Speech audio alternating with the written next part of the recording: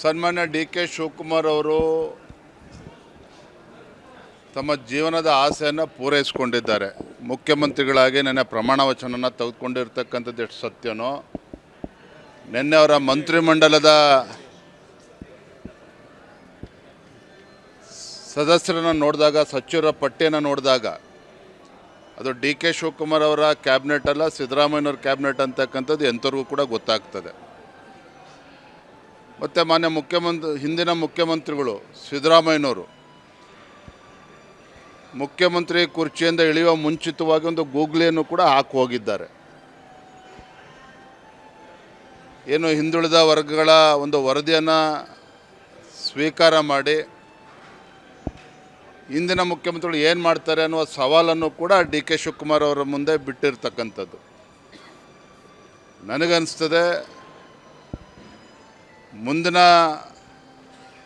2 ವರ್ಷಗಳ ಕಾಲ, ಅಂದರೆ ಡಿ ಕೆ ಶಿವಕುಮಾರ್ ಅವರು ಎಷ್ಟು ದಿನಗಳ ಕಾಲ ಮುಖ್ಯಮಂತ್ರಿಯಾಗಿ ಆ ಕುರ್ಚಿಯಲ್ಲಿ ಕೂತಿರ್ತಾರೋ ಎಲ್ಲರನ್ನೂ ಕೂಡ ಸಂಭಾಳಿಸ್ಕೊಂಡು ಸರಿದೂಗಿಸ್ಕೊಂಡು ಹೋಗ್ತಕ್ಕಂಥ ಸವಾಲಿನಲ್ಲೇ ಅವರು 2 ವರ್ಷಗಳನ್ನು ಕಳೀತಕ್ಕಂಥ ಕೆಲಸ ಆಗ್ತದೆ.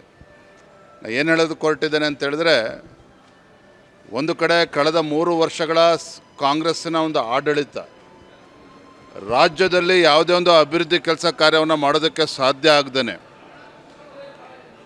ಅಲ್ಪಸಂಖ್ಯಾತರ ಓಲೈಕೆ ರಾಜಕಾರಣ ಏನು ಮಾಡ್ಕೊಂಡು ಬಂದಿದ್ದರು, ಇದನ್ನು ಮುಂದುವರಿಸ್ಕೊಂಡು ಹೋಗ್ತಕ್ಕಂಥ ಕೆಲಸ ಡಿ ಕೆ ಶಿವಕುಮಾರ್ ಅವರು ಮಾಡೋದಕ್ಕೆ ಸಾಧ್ಯ ಆಗ್ತಾ ಇದೆಯೇ ವಿನಃ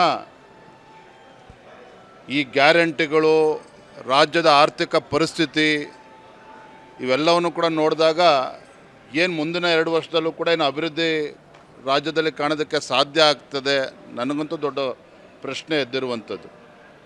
ಹಾಗಾಗಿ ಇಷ್ಟೇ ನಾ ಹೇಳುವಂಥದ್ದು, ದೊಡ್ಡ ಸವಾಲುಗಳು ಇವತ್ತು ರಾಜ್ಯದ ಮುಖ್ಯಮಂತ್ರಿಗಳ ಮುಂದಿದೆ.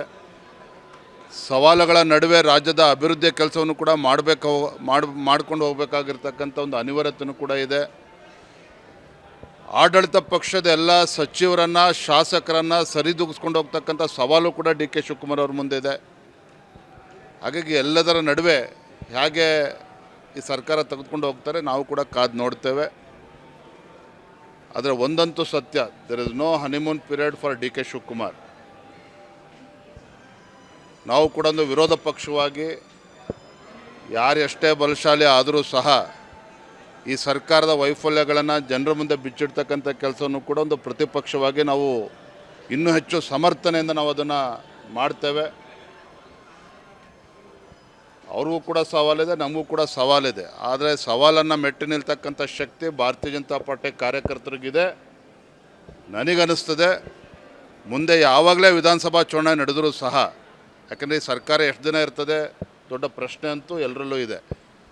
ಮುಂದೆ ಯಾವಾಗಲೇ ವಿಧಾನಸಭಾ ಚುನಾವಣೆ ನಡೆದರೂ ಸಹ ರಾಜ್ಯದಲ್ಲಿ ನಮ್ಮ ಸರ್ಕಾರ ತರುವಂಥ ನಿಟ್ಟಿನಲ್ಲಿ ನಾವು ಕಾರ್ಯೋನ್ಮುಖರಾಗ್ತೇವೆ, ಸಂಘಟನೆಯನ್ನು ಬಲಪಡಿಸ್ತಕ್ಕಂಥ ಕೆಲಸವನ್ನು ಮಾಡ್ತೇವೆ. ಮುಂದೆ ಬರ್ತಕ್ಕಂಥ ಸ್ಥಳೀಯ ಸಂಸ್ಥೆ ಚುನಾವಣೆಗಳು ಕೂಡ ಸವಾಲಿದೆ. ನಮ್ಮ ಕಾರ್ಯಕರ್ತರ ಚುನಾವಣೆ, ಆ ನಿಟ್ಟಿನಲ್ಲಿ ನಮ್ಮ ಕಾರ್ಯಕರ್ತರಿಗೆ ಶಕ್ತಿ ತುಂಬುವಂಥ ಕೆಲಸನೂ ಕೂಡ ನಾವು ಮಾಡ್ತೇವೆ.